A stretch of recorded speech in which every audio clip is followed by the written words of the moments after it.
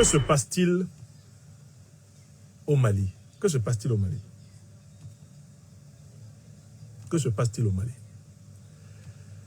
Une campagne de presse nauséabonde, infecte, pernicieuse, maléfique, diabolique, méphistophélique, caverneuse, ténébreuse, a été lancée dans les médias de la France-Afrique pour présenter le Mali comme un mouroir, un goulag, présenter le Mali comme une dictature féroce, où le président de la République, son Excellence, Monsieur le Général d'armée Assimi Goïta et ses compagnons, seraient en train littéralement d'engloutir par pans entiers la société politique du pays pour imposer une dictature féroce.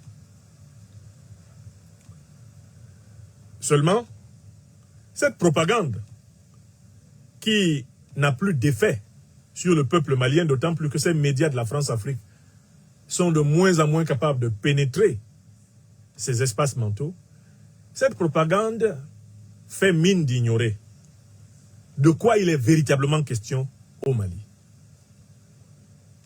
Que se passe-t-il au Mali? Il se passe que le Mali est un pays qui, à partir de 2021-2022, est entré dans une révolution qu'on appelle la révolution du Mali Koura. Une révolution à 3 principes qui ont été énoncés par le président Assimi Goïta. 1. Le principe de souveraineté exercé par le peuple. 2.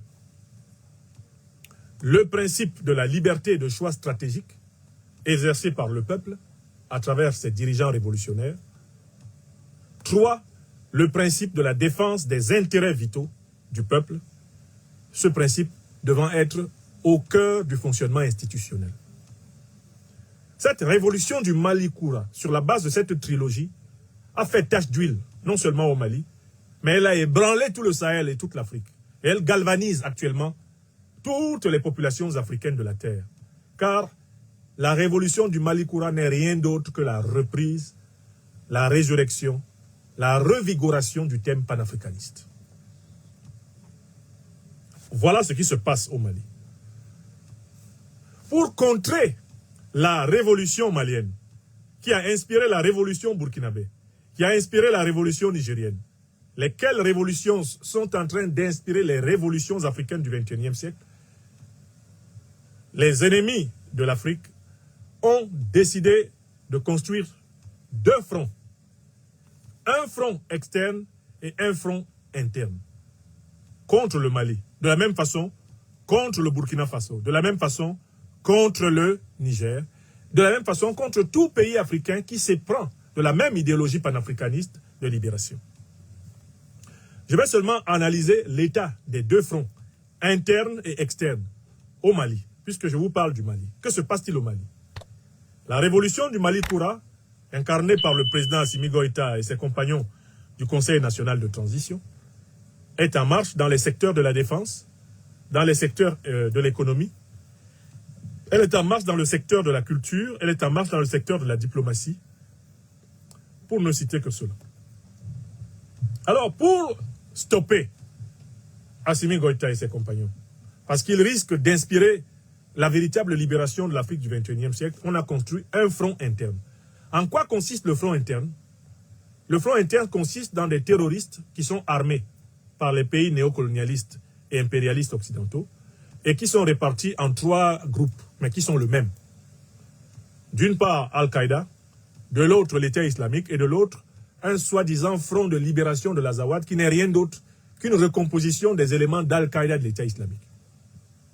Ces terroristes sont chargés de maintenir le pays à fer à sang pour qu'il ne se développe pas et pour que la révolution du Mali Koura échoue. Ce sont des ennemis internes, mais qui sont bien sûr aidés par des sponsors néocolonialistes et impérialistes occidentaux. Je décris toujours le front interne. Les néocolonialistes et les impérialistes occidentaux ont décidé de financer une partie de l'opposition civile et de stimuler une opposition militaire interne au régime du Mali Koura du président Assimi Goïta.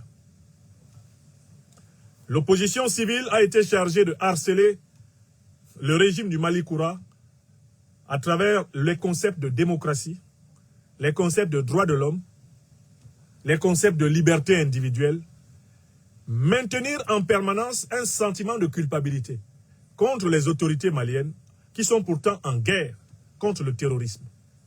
Les présenter comme des autorités criminelles, les présenter comme des autorités corrompues, les présenter comme des autorités qui sont les ennemis du peuple, les présenter comme des autorités illégales, illégitimes, tout ceci regroupé dans le concept de junte, qui a été vulgarisé par les médias de la France-Afrique.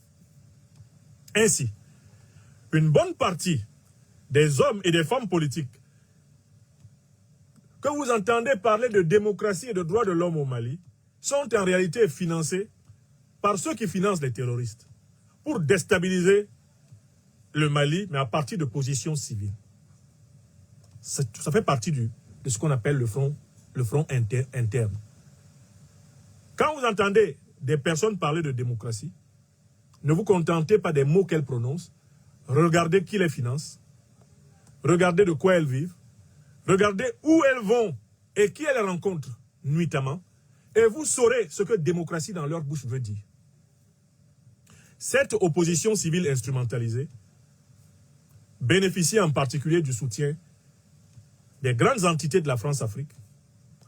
Elle est principalement logée à Abidjan, chez le vice-gouverneur de la France-Afrique, Alassane Dramane Ouattara, le satrape reptilien venu de Sendou pour troubler la paix des Ivoiriens et en renier notre belle terre burkinabé de Sendou avant d'être bientôt dégagés.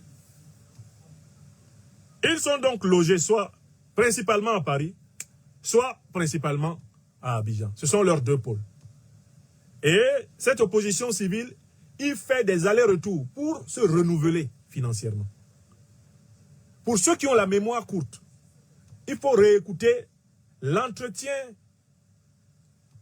tristement célèbre d'Alassane Dramane Ouattara avec l'un de ses opposants civils que certains pourraient appeler démocrate alors que c'est un démocrate, c'est-à-dire en réalité un agent du néocolonialisme français et de l'impérialisme occidental pour assurer le maintien du Mali sous la coupe.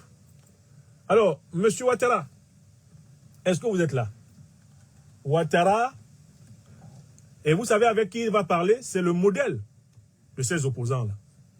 C'est exactement, vous allez entendre Alassane Ouattara et cet opposant civil dire, c'est exactement ce que pensent les marionnettes de la France-Afrique qui singent la démocratie à Bamako et qui sont en réalité les ennemis du peuple malien et du peuple africain qui veulent absolument la restauration du régime france-africain dans le pays. Donc, écoutez la conversation entre les deux marionnettes de la France-Afrique, la marionnette ivoirienne d'origine burkinabé et la marionnette malienne. On a fait carrément les banques commerciales, quoi. Alors, merci vous-même. Oui, ça va bien, ça va bien. C'est l'entretien entre Alassane Dramane Ouattara et Boubou Cissé. Et c'est la version qu'on a donnée France-Afrique. Je dis même France-Afrique, Jeune Afrique, ce qui est la même chose. Voilà. Écoutons les deux Gugus en train de nous raconter leur vision de la démocratie au Mali. M. Ouattara et M. Boubou Cissé, Ouattara, le satrape qui tient la Côte d'Ivoire en otage et qui est le vice-gouverneur néocolonial de la France-Afrique, et Boubou Cissé, ancien premier ministre du Mali, membre de cette opposition néocolonisée qui veut absolument maintenir le Mali sous l'emprise de la France-Afrique. Les voici au travail. Allez-y, messieurs. Bonjour, comment ça va? Ça va, merci vous-même. Oui, ça va bien, ça va bien. C'est où, là? Je suis arrivé hier sur Abidjan. Ah, d'accord, on m'a fait le message, mais je ne savais pas si tu étais à Niamey ou à Abidjan. Voilà. Je suis arrivé hier. Ah, ben, je suis content. Donc, à l'époque, ils allaient vers Niamey quand Mohamed Bazoum, le junteur de Niamey qui a fait, Niamey qui a fait boum, était encore président. Il transhumait entre Niamey, Abidjan et Dakar. C'était leur triangle, ces voyous-là. Hein? Maintenant, écoutez-les au travail. Leur base, désormais, c'est Abidjan. Allez, allez-y. Je suis content. C'est quelques jours ici. D'accord, en attendant qu'on se voit, je voulais que tu me briefes un peu. Oui, Parce oui, que oui. Je vois le président de la commission aujourd'hui avant qu'il n'aille au Burkina. D'accord. Voilà, Okay. comment les choses se passent au Mali? Bon, malgré tout ce qu'ils veulent faire croire, Oui. la situation reste très difficile pour eux. Vraiment, ça va être extrêmement difficile de tenir encore 3 à 4 semaines. Donc vous avez bien compris que cette opposition, soi-disant démocratique, avait pour but de faire un contre-coup d'État, renverser Assimi Goïta et ses compagnons pour restaurer le régime france-africain. Voilà pourquoi Boubou Cissé et Alassane Ouattara s'intéressent à tout ce qui est de nature à faire tomber rapidement le régime.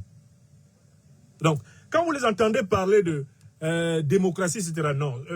Leur objectif, c'est de faire un coup d'État néocolonialiste pour mettre fin au coup d'État révolutionnaire. Parce que le président Goïta et ses compagnons ont fait un coup d'État révolutionnaire au service des intérêts du peuple malien. Boubou Cissé et Ouattara veulent un coup d'État néocolonialiste au service des intérêts france-africains. C'est ça le sens de leur conversation. Écoutez-les. Financièrement. Donc, la pression, elle est vraiment là, elle est réelle, elle monte. Économiquement, les prix ont flambé, y inclut les denrées alimentaires. C'est difficile aujourd'hui de se procurer du riz à un prix normal, du sucre. Tout ce qui est ciment aussi a été affecté. Même la main-d'œuvre commence à se plaindre un peu parce que les gens ne travaillent pas beaucoup. Donc, je pense qu'ils ont beaucoup de pression. Mais bon, ils essayent de gérer ça. Faire croire qu'il n'y a pas de problème. Voilà, c'est le contraire. Mais c'est vraiment, on voit qu'ils n'ont pas d'économistes parmi eux, quoi. Comment ils font ceux qui vont un pays à 30 à 40% de son budget financé par l'extérieur? Ils pourront payer le salaire 1 ou 2 mois, mais c'est tout. Après, ils ne pourront même plus payer le salaire. Ils ont 1000 milliards d'emprunts régionaux. Absolument. Donc en 2021, ils n'auront pas ça. Comment ils vont faire? Ils n'ont plus accès à ça. Oui, absolument. Le ministre des Finances a fait sortir une lettre il y a une dizaine de jours. Non, je m'arrête là. Je voulais juste vous montrer que pour cette opposition dite civile, qui parle de démocratie, il s'agit de chercher des failles pour renverser pour le compte de la France-Afrique, le régime du président Assimi Goïta.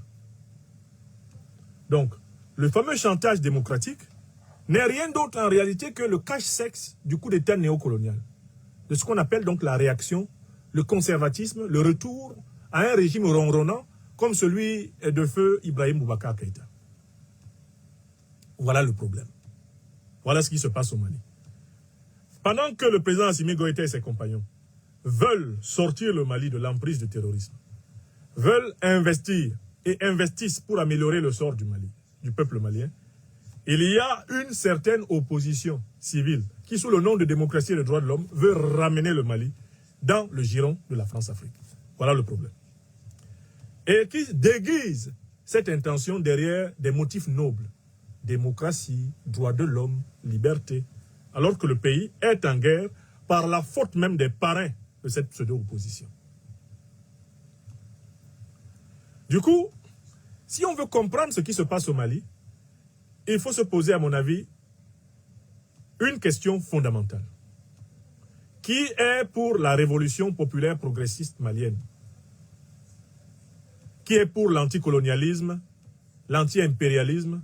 Qui est pour la victoire des forces souveraines, des forces armées maliennes contre les terroristes et la libération totale du territoire malien contre le terrorisme? Ça, c'est la question 1. C'est la même question avec des virgules. Qui est au contraire pour le maintien du Mali sous l'influence de la France-Afrique, sous l'influence des groupes terroristes, sous l'influence du franc CFA, sous l'influence de Ouattara Draman?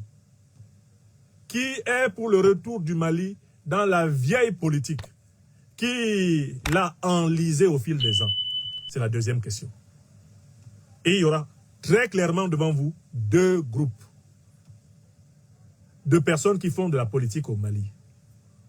Et grâce à la clarification de ces 2 groupes, vous pouvez résoudre le problème essentiel de la question « Qu'est-ce qui se passe au Mali ?» Et à ceux qui, sous couvert de la démocratie, veulent en réalité ramener le Mali dans l'escarcelle de la France-Afrique. Et il y a ceux qui ont compris que pour rien au monde, même pas au nom de la démocratie, il faut que le Mali redevienne un pays vassal de la France-Afrique. Voilà les 2 camps qui s'affrontent.